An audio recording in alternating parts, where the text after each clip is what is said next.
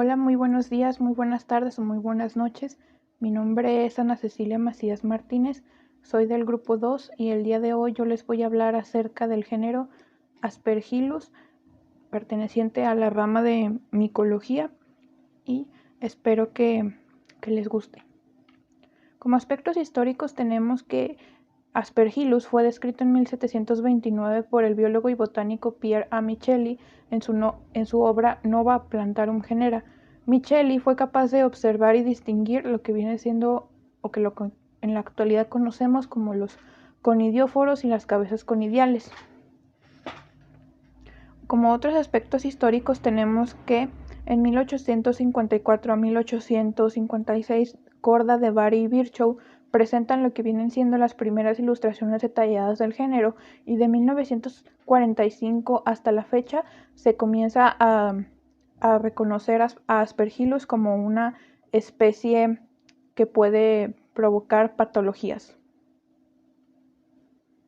Bueno, la palabra Aspergillus viene de la palabra Aspergillum. Aspergillum es un objeto que se utiliza en la Iglesia Romana Católica para la dispersión de agua bendita a los feligreses. Se dice que cuando Michelli estaba observando a Aspergillus, la primera especie que él logró observar era la de Aspergillus fumigatus. Sin embargo, cuando él también estaba observando, se dio cuenta que este género de hongos tenía una gran similitud con lo que viene siendo Aspergillum, lo que se cree que era un objeto muy familiar para él, porque se cree que era clérigo. Bueno, en la clasificación taxonómica tenemos que actualmente Aspergillus está ubicado en el dominio Ascomycota, en la clase Eurotiomicetes, en el orden de los eurotiales y en la familia Trichocomaceae. Actualmente se reconocen 339 especies de Aspergillus, donde están incluidas aquellas que son tanto patógenas y benéficas. En la morfología y estructura tenemos que todas las especies de Aspergillus se encuentran conformadas por lo que vienen siendo las estructuras como conidios, fiálides, vesícula, conidióforo, y también lo que vienen siendo las células pie. Dependiendo de cada especie serán las características que se vayan presentando, y en la actualidad Aspergillus está ubicado o está clasificado como un hongo filamentoso y alino oblicuo, es decir, un moho. Bueno, aquí en pantalla estamos percibiendo la especie de Aspergillus fumigatus. Estamos viendo lo que viene siendo el conidióforo. Aquí estamos viendo Aspergillus fumigatus, la estructura, y en este también estamos observando lo que viene siendo Aspergillus fumigatus. En estas diapositivas yo voy a hacer un enfoque preciso en lo que viene siendo Aspergillus fumigatus. ¿Por qué?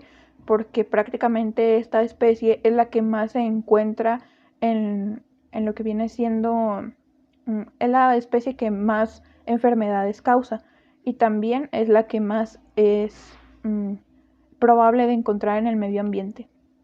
Bueno, como parte de la morfología y estructura tenemos que los conidióforos y las cabezas conidiales varían, y estas características o estas estructuras se van a presentar en función de cada especie. En una especie se puede presentar una y en otra especie se puede presentar otra, no precisamente las mismas. Las cabezas conidiales pueden ser de dos tipos. Pueden ser de aquellas que presentan fiálides, que se denominan uniseriadas, o las que presentan fiálides y métulas, que se les llaman biseriadas.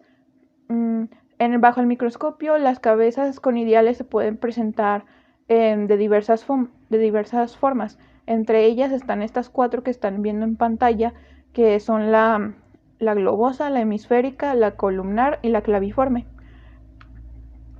Aquí podemos ver en pantalla las diferencias entre cada una de las especies. Y bueno, como características generales tenemos que el color va de amarillo, verde, blanco o negro. En la agrupación se agrupan mediante colonias radiales. En el aspecto a simple vista pues pueden verse de forma terciopelada, algodonosa o granular, dependiendo de cada especie. así como vemos en pantalla. Bueno, en la distribución geográfica tenemos que gracias a su estructura y gracias a la forma de sus esporas, las esporas de Aspergillus se pueden diseminar y dispersar fácilmente en el aire. Es por eso que este género de hongos es el más encontrado o el más aislado en lo que viene siendo cualquier tipo de sustrato. Bueno, las especies del género Aspergillus se encuentran ampliamente distribuidas en la naturaleza y se pueden aislar de lo que sea prácticamente. Y como aquí a manera de nota yo les pongo que Aspergillus es el patógeno más prevalente en el aire. Bueno, Aspergillus se puede encontrar en diversos organismos vivos bajo una relación comensalista, ya sea como en animales, plantas, humanos o líquenes. En el crecimiento y la muerte tenemos que para el sustrato este género de hongos no necesitan unos requerimientos especiales o super específicos, ya que pueden crecer en prácticamente cualquier superficie. De la temperatura puede ir de 0 a 5 grados para A. glaucus o también de 50 a 55 grados Celsius para A. fumigatus, estando el óptimo entre el 33 y el 30 para la mayoría de las especies. Esto va a depender de cada especie, como en todos. El pH pues presenta un crecimiento radial óptimo entre un pH de 6 y 7 y en la humedad puede crecer entre 0.93 y 0.99.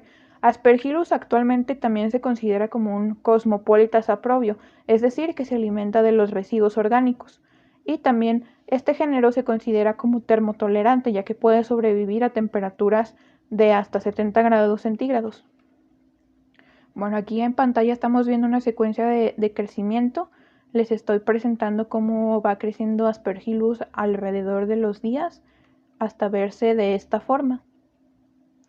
Bueno, en el crecimiento y la muerte en condiciones óptimas, las colonias de Aspergillus fumigatus son de crecimiento rápido, o sea que van a crecer en un tiempo no mayor a 48 horas después de la inoculación y se estima que crecen entre 5.0 y 7 centímetros después de 10 días a temperatura ambiente.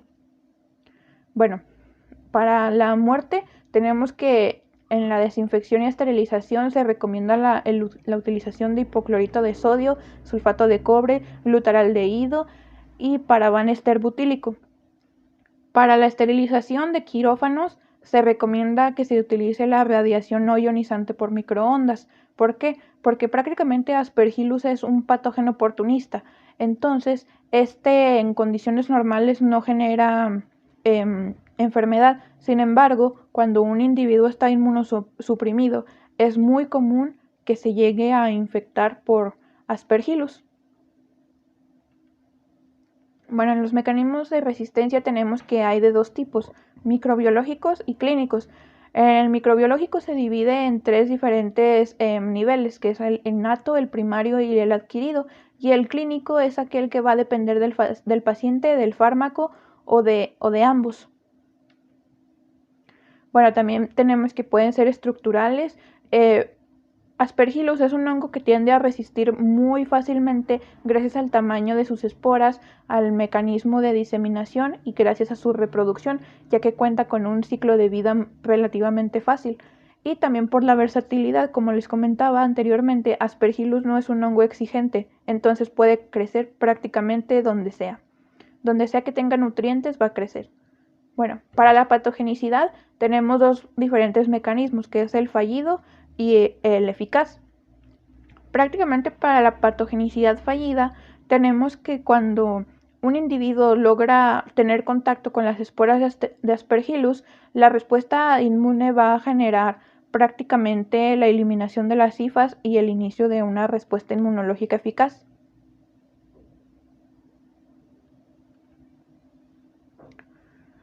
Y para la patogenicidad eficaz tenemos que la dispersión de los conidios y las esporas va a generar que el individuo las inhale o las consuma y gracias a esto se va a generar una poca respuesta inflamatoria, se van a producir aflatoxinas y estas van a profundizar ya sea en los alvéolos pulmonares o en el tracto digestivo según cómo se haya tenido contacto con estas esporas.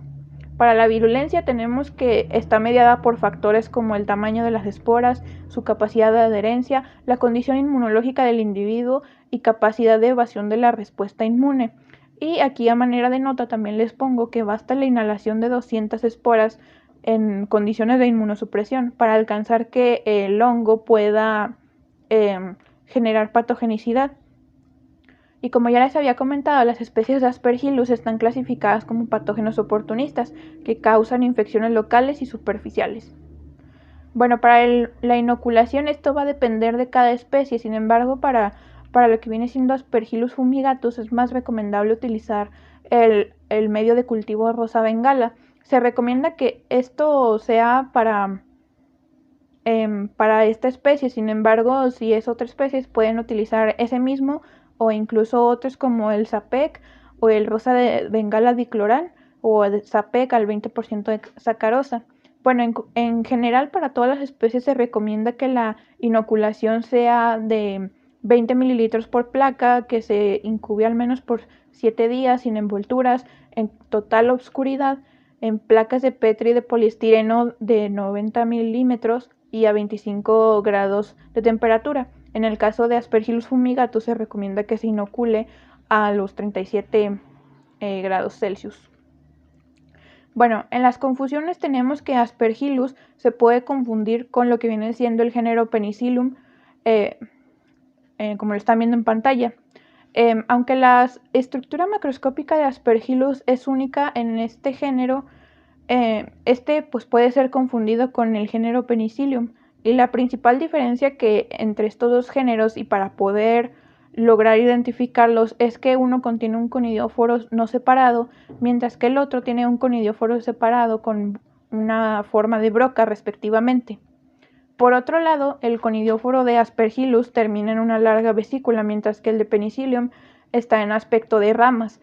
Por otro lado, también tenemos que las colonias de Aspergillus toman un color que va de negro a verde, mientras que las colonias de Penicillium se tornan azules.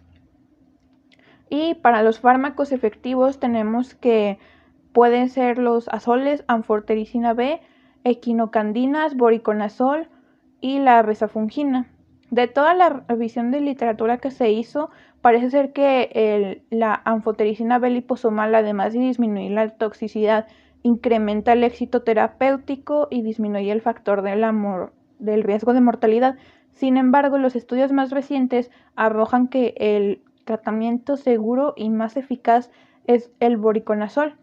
Y es por eso que en la actualidad se cuestiona mucho la aplicación de anfotericina B.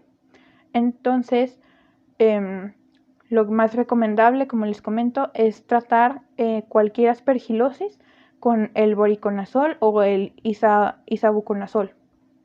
Y eso es todo de mi parte. Espero que les haya gustado y que hayan aprendido algo nuevo. Y nos estaremos viendo próximamente. Gracias.